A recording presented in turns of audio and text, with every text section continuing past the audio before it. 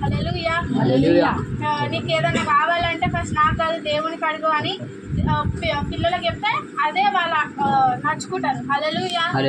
చిన్నప్పటి నుంచే భయభక్తులు కలిగి పెంచితే పిల్లలు కూడా భయభక్తులు కలిగి ఎదుగుతారు. హల్లెలూయా. దేవుని యొక్క భయభక్తులు ఉన్నవారు భూమి మీద బలవంతులు అవుతున్నట్ట. హల్లెలూయా.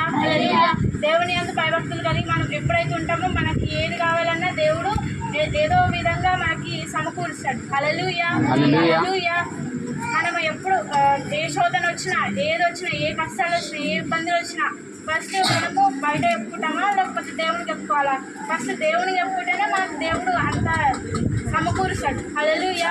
ఏ కష్టాల్లో ఉండు ఏ బాధల్లో ఉండు నువ్వు బయట వాళ్ళకి చెప్తే అయ్యో అంటారు తప్ప కానీ ఏమి సహాయం చెయ్యరు. అదే దేవునికి చెప్పినాం అనుకో నీకు ఏదో విధంగా దేవుడు నీకు సహాయం చేస్తాడు. హల్లెలూయా.